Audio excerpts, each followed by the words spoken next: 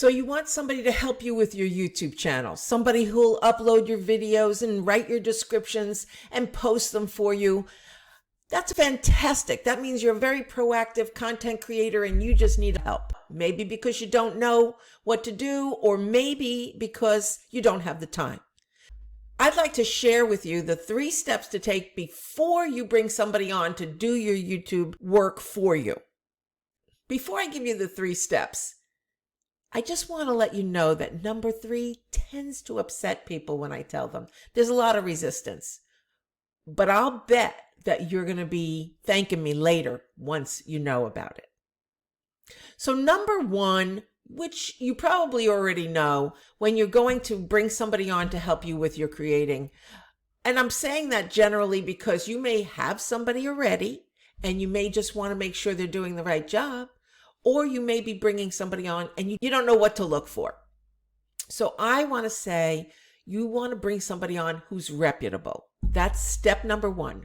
Find somebody reputable, maybe somebody who was referred to you, and maybe see if you can see some of their work. Because if they're just a social media person, that doesn't mean they know about optimizing and to set up ranked videos, which are the things that are going to have you grow your YouTube channel, because you're going to get viewers, you're going to get subscribers, and you're going to get engagement. And that's what we want you to do.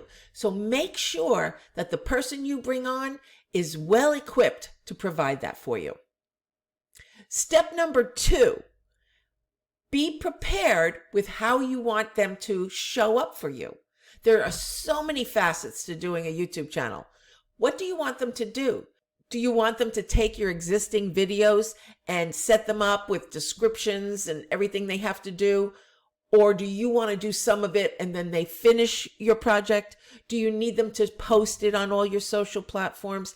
There's so many different things that you want to be very clear with them. So making a checklist for them so that they know what you do and what they will do, and maybe a schedule so they know when to do it, would be really helpful.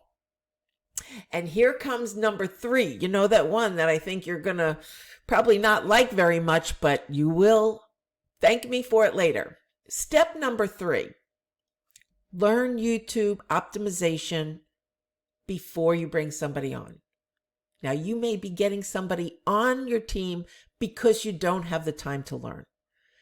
But if you don't know if they're doing a good job, then it's going to cost you later.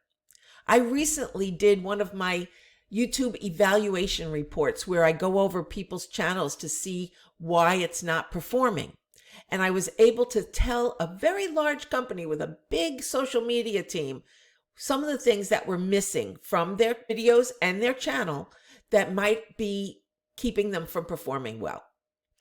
And let me tell you something, this team was a very high performing team, but YouTube changes a lot.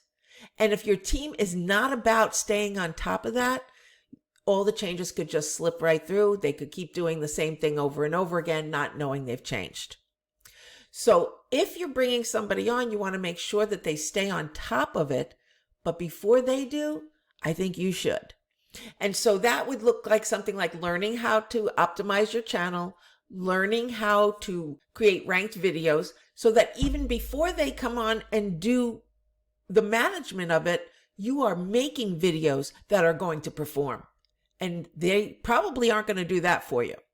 So here's the thing, whether it's through me or somebody else, get trained on YouTube optimization and learn the best practices for having your channel perform for you, so that years from now, it could still be getting views and subscribers and even earning income.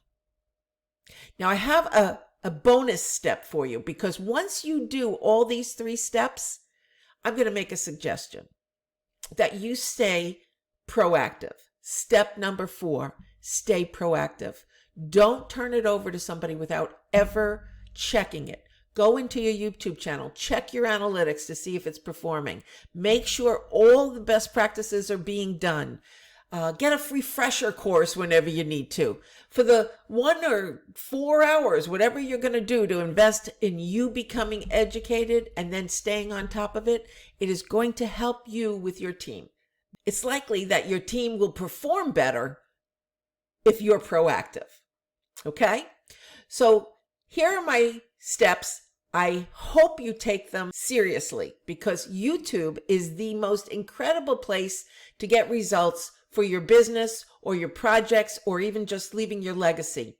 But if you don't know how to do it right, it's just going to stay in the gray area. And we want you to go global, and we want people to find you, and we want you to get the results that you want. So what do you do now? Well, you can check to see if somebody you know knows about this. You can check the description below and see if there's something that I can offer you that you're interested in. You can schedule a call with me and let's go over it together to see what your options are. I'm Fran Asaro. I'm the founder of the Senior Tuber community where I help people start and grow YouTube channels and optimize them for monetization and performance. I work mostly with mature people because they like to learn at a different pace, but I do work with everybody. While you're here, check out some of my podcasts and some of my other videos helping you be a better YouTube creator. Thank you.